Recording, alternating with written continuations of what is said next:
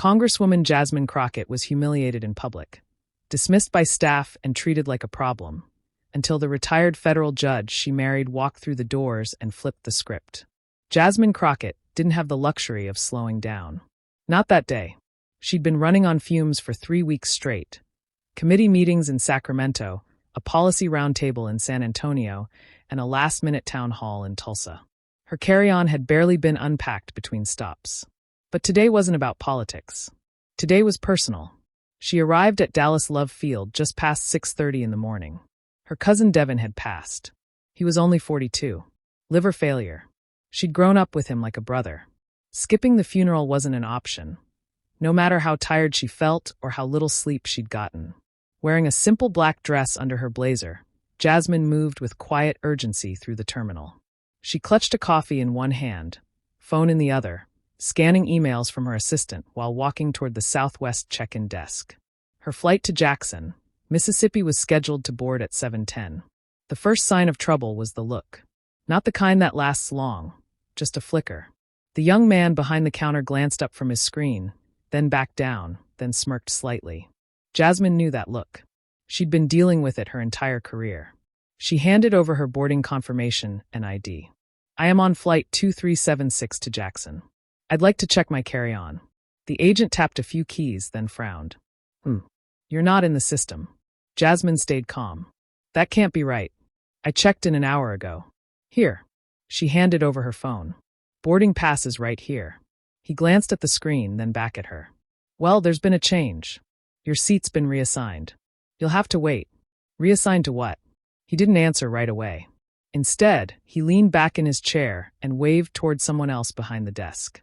"Hey, can you come take a look at this?" Jasmine glanced at the clock. 6:43. Her heart started to tap faster in her chest, but her voice stayed level. "Can you just tell me what the issue is? I have a funeral to attend." The second employee arrived, barely sparing her a glance. "She's flagged for random review," she said flatly. "We're going to need to recheck your credentials." Jasmine blinked. "Excuse me? It's routine." "No, it's not. I've taken this route 4 times this year. This has never happened." The first agent stood. "Ma'am, if you don't calm down, I'm going to have to ask you to step aside." Jasmine raised her eyebrows. "Calm down. I'm asking a question."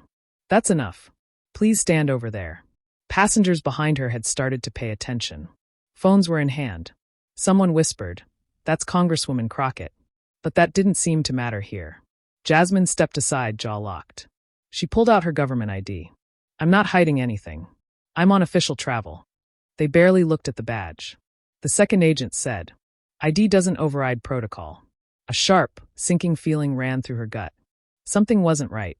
This wasn't a misunderstanding. This was personal. Still, she kept her voice even. "I'll cooperate with whatever's required, but I'd like to speak to a supervisor." That was when the first agent motioned to someone out of view and said, "Security, please." But Jasmine hadn't raised her voice, hadn't broken any rules. And now she was being treated like a threat. Jasmine stood quietly near the end of the counter, arms crossed, eyes fixed on a stain in the carpet beneath her feet. It was the kind of moment that demanded stillness, not weakness. She wasn't about to give anyone the satisfaction of seeing her flinch. She could feel the passengers behind her looking, some whispering, others recording discreetly behind raised phones. One woman made eye contact and mouthed, "I'm sorry." Jasmine gave her a quick nod. She appreciated it, but sympathy wasn't going to fix this. 2 TSA officers walked up. Not rushed, not calm either. That in-between pace that always came with a suspicion that had already been decided. "Ma'am, we need you to come with us," one of them said. "For what?" Jasmine asked, not moving. Her voice was clear, not loud. "Random review. Please don't make this more difficult than it has to be." She slowly held out her boarding pass and ID again. "I've already checked in. This is an official government trip. That's a real badge. There's no issue here, except the one you're creating." The officer didn't look at the ID. He didn't even ask a follow-up. "Ma'am, please," he repeated. "We're not asking." There it was, the quiet threat. Jasmine glanced over at the gate screen. Flight 2376 was still on time. Boarding started in 10 minutes.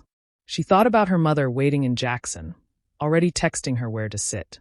She thought about Devin's little girl, who had asked if Auntie Jazz would say something at the service. She closed her eyes for a second, inhaled, then walked with the officers. They led her away from the crowd, through a side door near the edge of the gate terminal. The hallway was quiet. Fluorescent lights flickered faintly overhead. A third agent met them halfway and said something in hushed tones that Jasmine couldn't hear. The officers nodded and turned to her again. "We'll need to do a full pat-down," one of them said.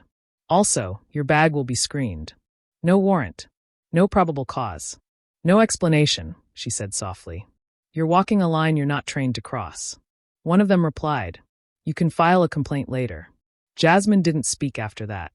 She stood with her arms out, letting them pat her down with cold efficiency. Her bag was opened. Her toiletries pulled out. Her files shuffled. No one explained anything. 10 minutes passed. Then 15. She finally broke the silence. "Can someone please explain the reassignment? Why I was pulled?" One of the agents finally glanced up. "Ma'am, I don't handle seating. That's airline. We were called because you were being difficult." "Difficult?" Her voice finally cracked. "I asked the question. I didn't yell. I didn't resist. I complied with everything you said." He shrugged. "We respond to what we're told. That's our job." Jasmine looked at her watch, 7:16. Her flight had already left the gate. For a moment she said nothing. Then she sat down in the cold metal chair against the wall. Her hands rested on her knees, eyes locked forward. She wasn't just missing a flight now. She was missing a funeral. She was missing a promise. She was being punished, in plain view, for nothing. One of the TSA officers stepped outside to make a call. The other leaned against the wall with his arms crossed, avoiding eye contact. Jasmine took her phone out and sent one message. "I was pulled. I missed the flight. I need you here." She hit send and waited. But the next person who walked through those doors wouldn't ask questions the same way Jasmine had. He wouldn't need to. Franklin Rhodes had always walked with quiet authority. He didn't need attention to know his presence was felt. 30 years on the bench taught him that tone often mattered more than volume. Still, when his wife texted him just 3 words, "I need you," something in his chest tightened.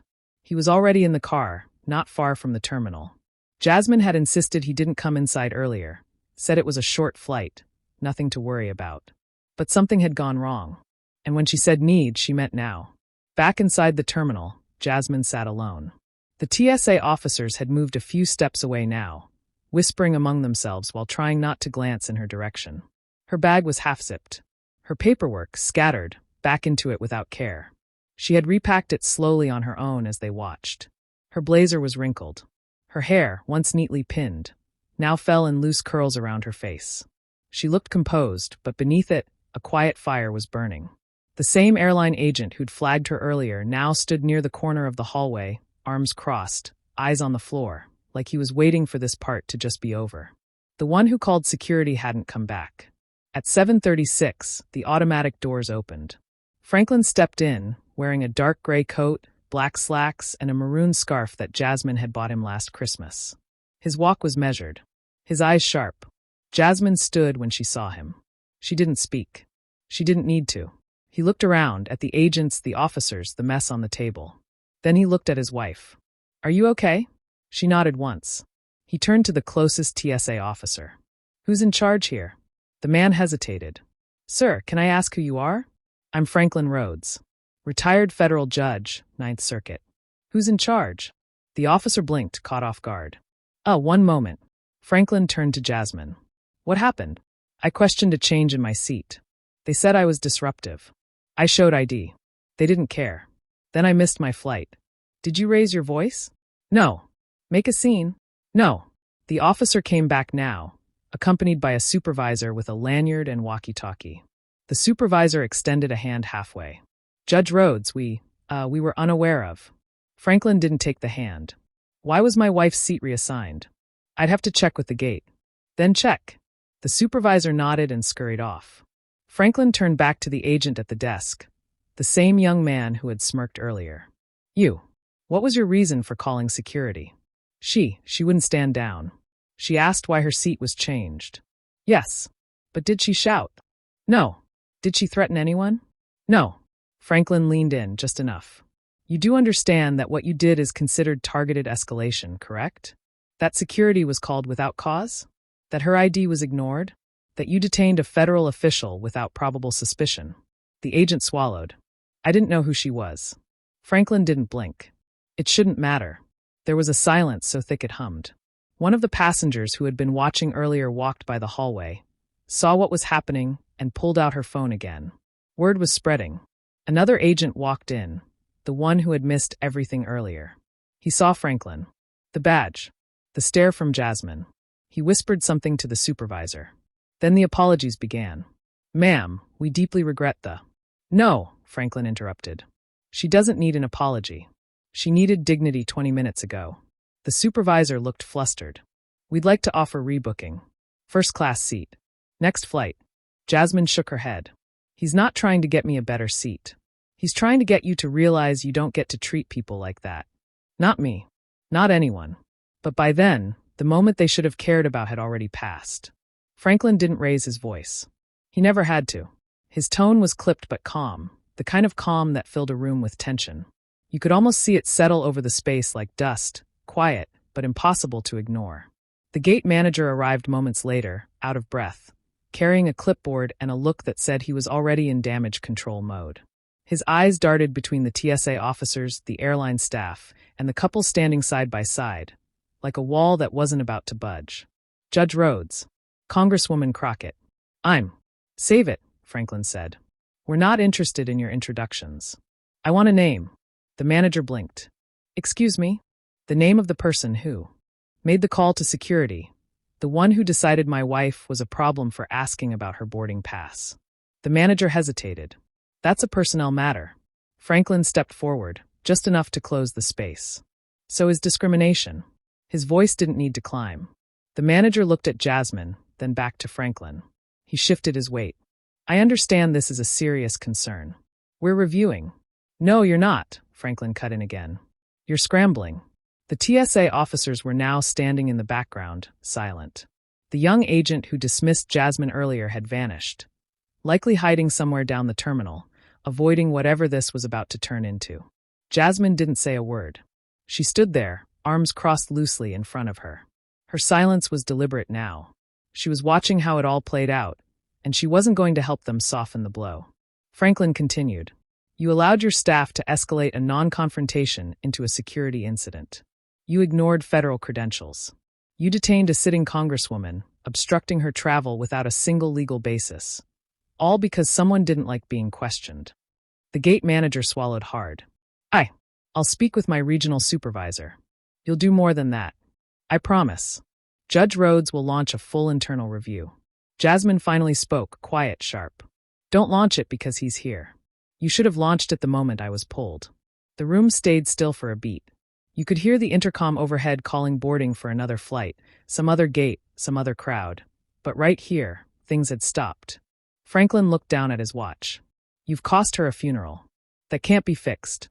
But you will issue a public apology, not just to her, but to everyone you've done this to and didn't think twice about." The gate manager opened his mouth but thought better of it. Jasmine looked him in the eye. "And no, you don't get to reframe this. Don't spin it like there was confusion. This was judgment, plain and loud." More passengers had gathered near the area now. A man with a baseball cap stood watching from the edge. A middle-aged woman whispered to her husband and pointed toward the couple. Another person, younger, maybe early 20s, sat on the floor near a charging station and typed fast on their phone. The story was already leaving the terminal. Jasmine adjusted the strap on her shoulder and turned to Franklin. "Let's go." "You sure?" "Yeah," she said. "There's nothing left here for them to explain." They walked toward the exit without looking back. No security escort. No hasty employees following them with nervous smiles. No free vouchers. No first-class upgrade. Just silence. And behind them, a wave of regret. None of those people had expected to feel that morning. But what came after they walked out would be bigger than anything inside those walls. By the time Jasmine and Franklin reached the parking lot, her phone had already begun buzzing with missed calls and unread messages. She ignored them all. Her fingers curled around the handle of her suitcase, but she wasn't walking toward the car just yet. She needed air, not just oxygen, space. Space to cool the fire crawling up her chest. Franklin stood beside her, calm as always, watching the terminal doors like they still owed him an answer. "They didn't expect me to show up," he finally said, voice low. "They didn't expect anyone to care," Jasmine replied. He glanced at her. You okay? She nodded, but it was one of those nods that carried weight. Not the kind that meant yes, the kind that meant I'll be okay later. Inside the terminal, the ripple had already begun. Videos were online. One caught the exact moment Jasmine had been walked out of the gate area, her head high, arms by her sides, surrounded by officers who wouldn't meet her gaze. Another clip showed Franklin demanding names. It was spreading faster than any apology could catch up. In a small break room near the back of the Southwest office, the young gate agent sat slumped in a chair. His name tag read Cullen. His hands were clasped tightly, staring down at the floor. The manager stood by the door, arms folded. You could have just moved her to a new seat. That's all she asked. I didn't know who she was, Cullen muttered. You don't get to treat people like that whether you know them or not. I thought she was being difficult. She asked a question. That's not a crime. Cullen didn't respond. He didn't need to. The weight of it was sinking in now. Not just that he'd messed up, but that everyone had seen it. That the face he rolled his eyes at belonged to someone who knew how power worked, because she'd earned hers without ever raising her voice. And now people were watching. Every misstep. Every word. Outside, Franklin leaned on the back of their car while Jasmine stood near the trunk, finally reading the messages on her phone. One from a staffer in D.C. said a journalist had already reached out. Another from her aunt in Jackson. He would have been proud of you, Jazz. Don't let them make you small. Jasmine took a deep breath. They'll try to spin this. They can try, Franklin said. But it's already public. I just wanted to go to a funeral. I know. A long pause. She looked up at him. Did I handle it right? Franklin tilted his head. You didn't give them what they wanted. That's more than most people could have done. It wasn't just about being right. It was about being human, and watching that humanity get ignored like it meant nothing. Inside, the airline's regional supervisor had joined the scene. Statements were being taken. Damage control teams had already begun crafting language that sounded remorseful without admitting liability. That line. The one. Big companies never cross. But something about this wasn't going away. It wasn't just about Jasmine. People saw their own mothers, sisters, wives in that video. They recognized the tone, the dismissal, the look that said you don't belong here, even when everything in your hand says you do. And they were angry. Apologies came first, internally, then on social media. The airline released a short statement hours later. We regret the incident involving Congresswoman Jasmine Crockett and are reviewing our procedures to ensure every customer is treated with respect and professionalism. No names. No real ownership. But that didn't matter anymore. Because respect shouldn't be situational. And dignity doesn't require a title. But this story wasn't over. Not for the people watching. And not for the ones quietly remembering moments when they were treated just the same. Later that evening, Jasmine sat on the edge of a hotel bed in Jackson, staring at the untouched plate of room service beside her. Franklin had gone downstairs to make a few phone calls. The memorial had already ended. Her family sent her pictures. They tried not to sound disappointed. But Jasmine could hear it anyway, in the gaps between words, in the silence after we missed you. She scrolled through the news on her phone. Headlines everywhere. Congresswoman Crockett removed from flight after dispute at gate. TSA and airline under fire after detaining federal official without cause. Passengers' footage sparks public outrage. Jasmine didn't want to read them. She lived it. She didn't need someone else's version. But the part she didn't expect, the part that caught her throat, were the comments. Not just the anger, though there was plenty of that. It was the recognition. People sharing their own stories, school teachers, nurses, military veterans, elderly passengers. All of them describing moments when they were pulled aside, questioned, treated like problems for simply existing in the wrong line or asking the wrong question. A woman from Arizona wrote, I didn't have a title, so they talked to me like I was nothing. I didn't fight back. I just cried in the bathroom. A man from Oakland posted, the way they handled her is the way they handled my father. He missed his heart surgery. No one apologized. It went on and on. Jasmine felt something catch in her chest. This wasn't just about what had happened at Gate 22B. It was about something older. Something far more common.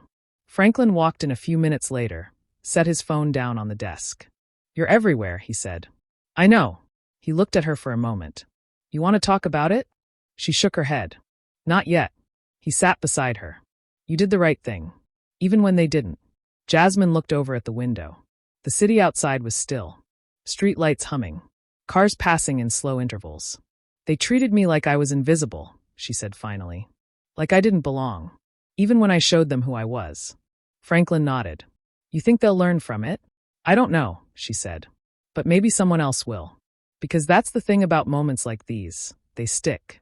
Not always for the people who cause them, but for the people who live through them.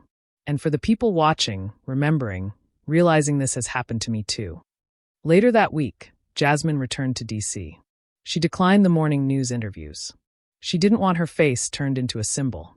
She wanted a conversation, not a spectacle. Instead, she wrote a letter, one that got published in several newspapers. In it, she wrote, "This isn't just about one gate or one airline. It's about how quickly some people in power forget the basic rules of human decency. About how easily someone's voice can be dismissed when it doesn't come wrapped in privilege or pedigree. And it's about how dignity is not something that should be given based on recognition. It should be automatic, every single time." That line was quoted more than any other. The airline eventually issued a longer apology, one that named her directly. But by then, the public had already written their own version of the story. One where Jasmine Crockett wasn't just a congresswoman. She was a stand-in for every person who's been overlooked, silenced, or pushed to the side, like their voice didn't carry weight. And she didn't yell. She didn't threaten. She stood still and let the world see what it really looks like when someone who deserves better is treated like they don't matter. But the final message wasn't hers alone. It belonged to everyone who'd been quietly waiting for someone to speak up when no one else did. A week later, Jasmine Crockett sat alone on a bench outside Union Station in Washington, D.C. She had just finished a meeting with a group of young interns working on civil rights policy. They didn't ask her about committees or legislation. They asked about the airport. One of them, a 19-year-old from Kansas named Talia, said quietly, "I saw the video. I've been treated like that before. I didn't know what to say when it happened. You didn't say much either. But you made it loud." That stayed with Jasmine. Because sometimes the moment doesn't call for noise. It calls for stillness. A kind of stillness that forces the world to look at what it's doing.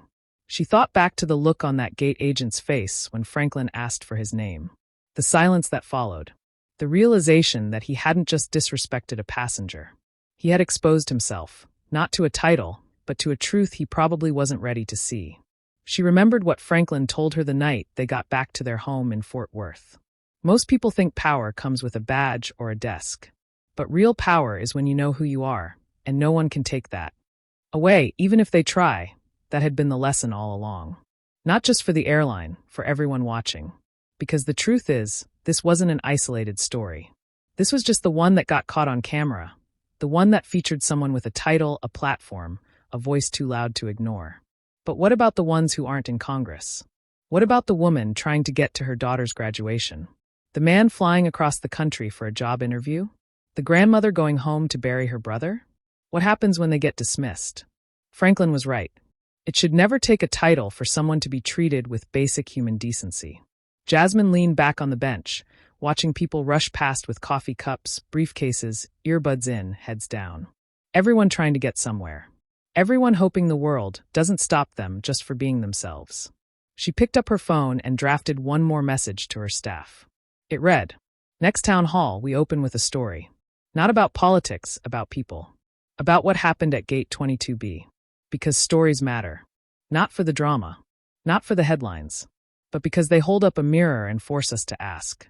If that had been me, what would I have done? Or more importantly, if I had been the one in power, how would I have treated her?" The lesson wasn't about shame. It was about awareness, and the reminder that dignity isn't a reward. It's a right. So to anyone who's ever been talked down to, brushed off, pushed aside, to anyone who's ever had to prove they belong in a place they already paid to be in, to anyone who's ever swallowed their words because they were afraid their tone might be used against them, your story matters. And one day, someone will speak it, with or without a camera watching. So the next time you're in line at a counter or behind a desk, look people in the eye. Listen. Don't assume. Because how we treat people when no one's watching says everything about who we are when everyone is. If this story made you feel something, anger, empathy, recognition, then share it. Don't let it stay a headline. Let it be a reminder. And if you want more real stories like this, stories that reveal, reflect, and remind us what respect looks like, make sure to subscribe. Because the truth deserves to be heard. and so do the people living it.